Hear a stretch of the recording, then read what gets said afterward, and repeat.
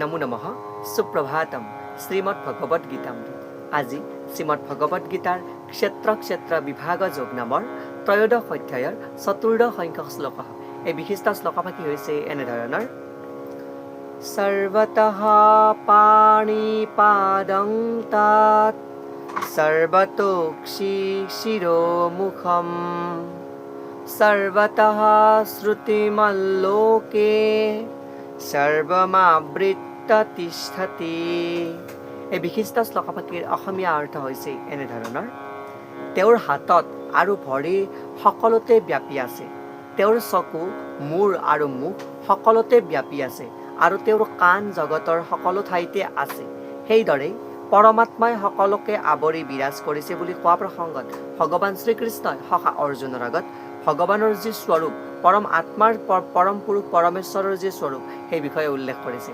আৰু এই প্ৰসংগত আমি পূৰ্বৱৰ্তী পৰ্যায়ত ঋগ্বেদৰ দশম মণ্ডলৰ 90 নম্বৰ সূক্তত, অৰ্থাৎ ঋগ্বেদৰ দশম মণ্ডলৰ 90 নম্বৰ সূক্তৰ যি পুৰুষ সূক্তত উল্লেখ কৰা প্ৰথম মন্ত্ৰত সহস্ৰ শীৰ্ষ পুৰুষ সহস্ৰাক্ষ সহস্ৰপাত, অৰ্থাৎ ভগৱানৰ যি সহস্ৰ শিৰ, সহস্ৰ অক্ষি, সহস্ৰ পাত সেই কথা উল্লেখ কৰি অহা হৈছে। আৰু সেই প্ৰসংগত ইয়াতে সহস্ৰ চকু, মুখ, পাদ আদি সকলোতে এই পৰম পুৰুষ পৰমেশ্বৰগৰাকী ব্যক্ত হৈ থাকে বুলি ইয়াতে উল্লেখ কৰিছে। আৰু সেই পৰম পুৰুষ পৰমেশ্বৰগৰাকীৰ প্ৰসংগত ইয়াতে ব্ৰহ্ম সংহিতাৰ এফাকি শ্লোকপংক্তিৰ উপস্থাপন কৰিছে।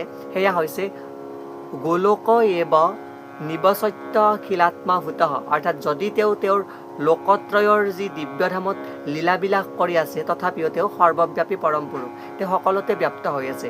এই সহস্ৰ শীৰ্ষত, সহস্ৰ আক্ষিত, সহস্ৰ পুৰুষৰ যি শৰীৰত তেওঁ বিৰাজমান হৈ আছে। আৰু জীৱাত্মাই নিজকে সৰ্বব্যাপী বুলি দাবী কৰিব নোৱাৰে। সেই দাবী কৰাৰ শ্ৰেয়তা কেৱল শ্লোকৰ দ্বাৰা পৰমাত্মা পৰম পুৰুষৰ ক্ষেত্ৰতহে শ্ৰেয় বুলি উপস্থাপন কৰিছে, যি অচিন্ত শক্তিক উপলব্ধি কৰাৰ কাৰণে আমি সদায় জ্ঞানময় হ'ব লাগিব বুলি ইয়াতে উপস্থাপন কৰিছে।